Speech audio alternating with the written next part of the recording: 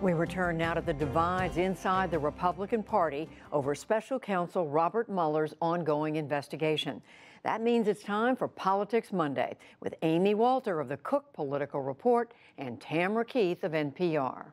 Welcome to both of you, Politics Monday. So a firestorm over the weekend, the firing of Andrew McCabe just before he was going to retire, as somebody who was critical at the FBI, the president unleashing a string of tweets going directly after the Robert Mueller investigation. And Tam, what I want to ask both of you about is the interesting reaction among Republicans. As we reported earlier in the program, Senator Lindsey Graham said, if the president fires Robert Mueller, it'll be the beginning of the end of the Trump presidency. Other Republicans put their hands up and said, don't fire him, let this investigation go. But not all Republicans are saying that. How do you see this? That's right. And as today went on, we heard from more, including John Cornyn, who is a member of the leadership on the Republican side in the Senate, who said that there would be consequences that possibly we can't imagine.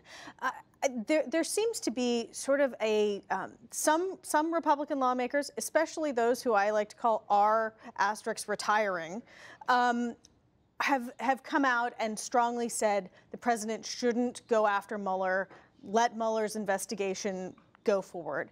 And there are others who have been more cautious or more quiet. And it seems to be a very different approach. And it's not clear which one will win out. And there's a larger feeling of, well, hopefully they'll never get to that point, coming from those Republican lawmakers. Right. And I mean, I think that's what we've seen over the course of Trump's candidacy and then, of course, his presidency. He says a lot of things on Twitter. He makes a lot of comments. Yes. There's a lot of bluster. There's a lot of threat.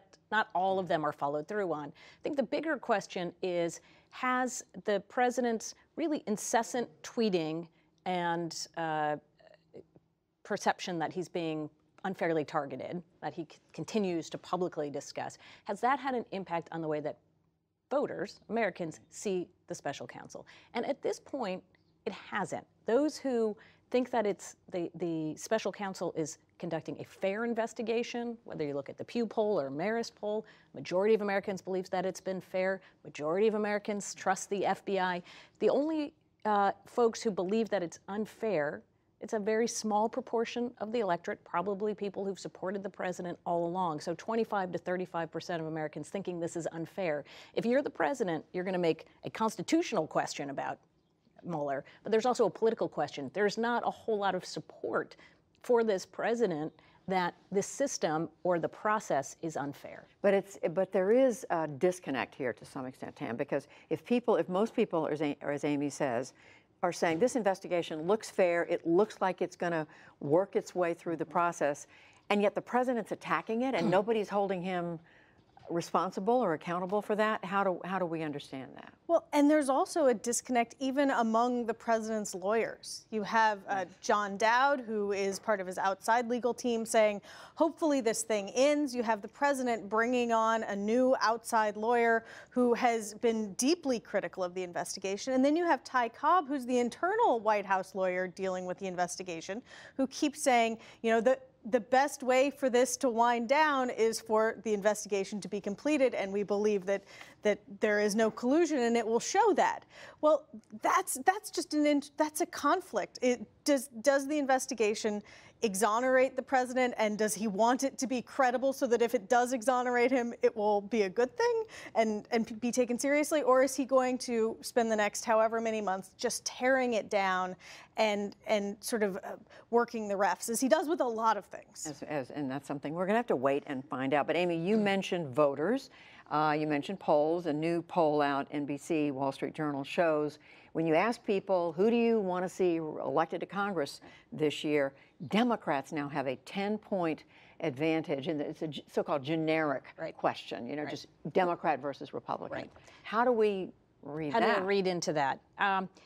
There's this one, you should never look at just one poll is issue number one. But if we look over the average of polls that have come out, really in the last couple of weeks, what you're seeing is somewhere between 8 and 10-point Democratic advantage on this question of who would you like to see control Congress or who would you like to vote for Congress.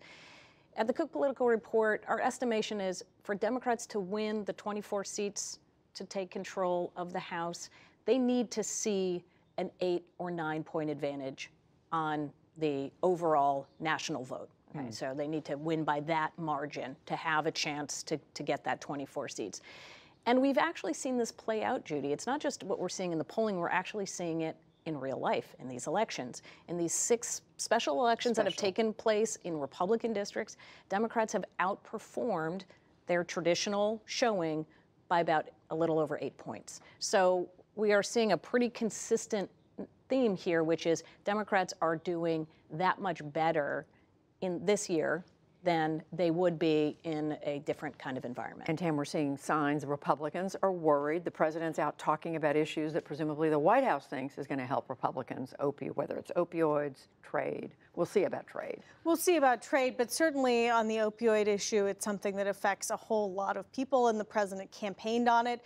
When he was up in New Hampshire today, which happens to, be one of those first in the nation primary we states, noticed that. the president did point out that there were a lot of voters there in the room, but this is an issue that matters to a whole lot of Americans, and the president is making a big effort to let everyone know that he is still working on it, that he hasn't forgotten. Except that that's what's really interesting. This is an issue that cuts across almost every category, and a majority of Americans say they want to see something done on this. I think you could get a bipartisan coalition on this, but the president's decision to talk about sanctuary cities and building the wall really then goes and polarizes this issue where Americans really do want to come together on it.